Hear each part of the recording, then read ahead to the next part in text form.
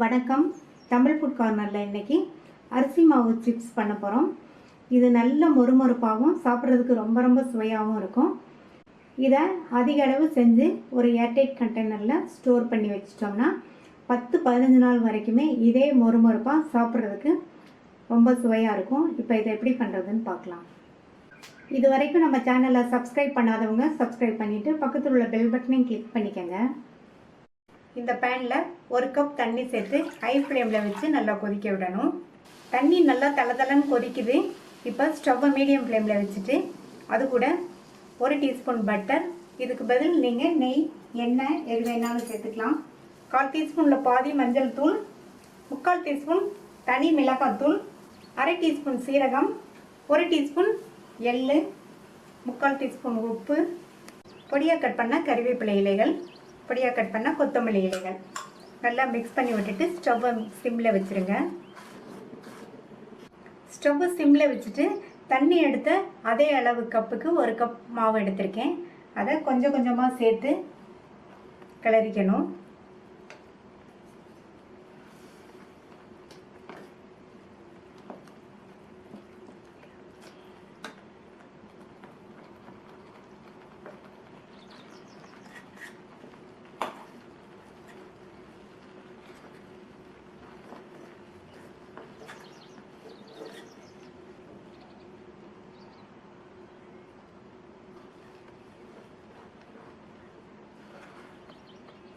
நல்லா கிளறி விட்டுக்கணும்.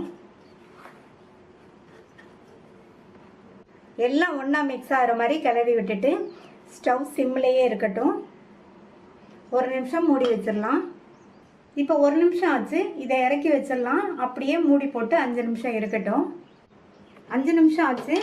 மாவை ஒரு அகலமான பிளேட்டுக்கு மாற்றிடலாம். மாவு கொஞ்சம் சூடாக இருக்கும், அதனால் கையை பச்சை தண்ணியில் நனைச்சிட்டு இதை நல்லா பிசைஞ்சுக்கணும்.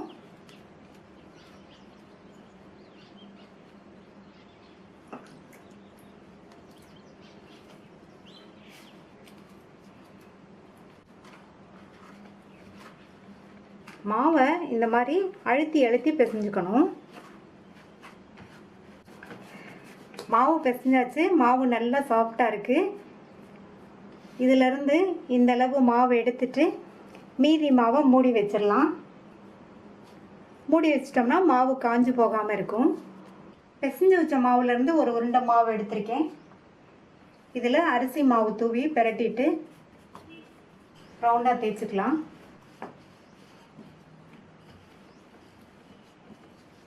தேவைப்பட்டால் மறுபடியும் அரிசி மாவு தொட்டு தேய்ச்சிக்கணும். ரொம்ப மெல்லிசாகவும் இல்லாமல் ரொம்ப திக்காகவும் இல்லாமல் ஓரளவு திக்னஸ்க்கு தேய்ச்சிக்கணும். அப்போ தான் சிப்ஸ் நல்லா மொறு மொறுன்னு இருக்கும். நல்லா ரவுண்டாக தேய்ச்சாச்சு. இந்த மாதிரி திக்னஸ்க்கு இருக்கிற மாதிரி தேய்ச்சிக்கோங்க. இதை 4 பக்கமும் கட் பண்ணிக்கணும். நான் ஒரு பீஸா கட்டர் வச்சு கட் பண்ண போகிறேன். நீங்கள் இதுக்கு பதில் கத்தி இருந்தாலும் அதை வச்சும் கட் பண்ணிக்கலாம்.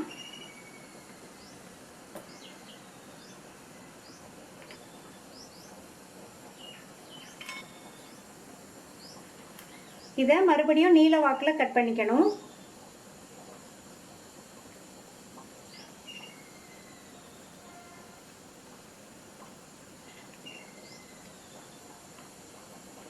இந்த மாதிரி நீல வாக்கில் கட் பண்ணிவிட்டு இந்த மாதிரி குறுக்கு வசத்தில் கட் பண்ணோம்னா நமக்கு சதுர சதுர பீசஸாக கிடைக்கும். நான் இன்றைக்கி அதை டைமண்ட் ஷேப்பில் கட் பண்ண போகிறேன்.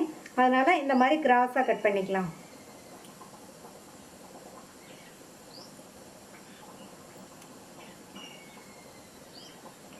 டைமண்ட் ஷேப்பில் கட் பண்ணியாச்சு. இதை ஒரு பிளேட்டில் எடுத்து வச்சுட்டு மீதி உள்ளதையும் இதே மாதிரி தேய்ச்சி கட் பண்ணி பிளேட்டில் எடுத்து வச்சுட்டு அப்புறம் பொரிச்சு எடுக்கிறதுக்கு ஈஸியாக இருக்கும்.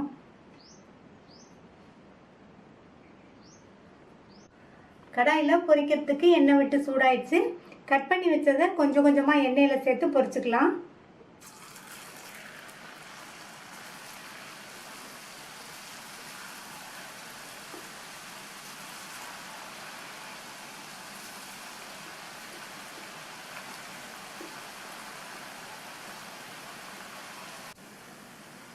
கட் பண்ண பீசஸ் எல்லாம் சேர்த்ததுக்கப்புறமா ஸ்டவ்வை மீடியம் ஃப்ளேமில் வச்சுருங்க. உடனே பரட்டி விட வேண்டாம், கொஞ்சம் நேரம் ஆகட்டும். இப்போ கொஞ்சம் நேரம் ஆயிடுச்சு, பரட்டி விட்டுக்கலாம்.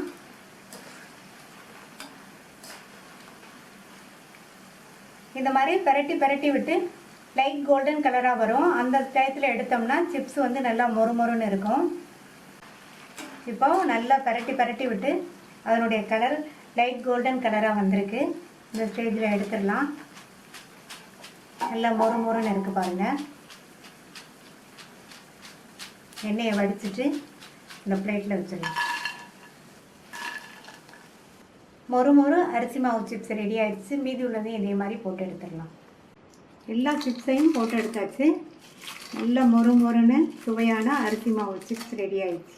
இந்த மொறுமொறுப்பான சுவையான அரிசி மாவு சிப்ஸை நீங்களும் ஒரு தடவை ட்ரை பண்ணி பாருங்கள். ட்ரை பண்ணி பார்த்துட்டு உங்கள் கமெண்ட்ஸை சொல்லுங்கள். தேங்க்யூ.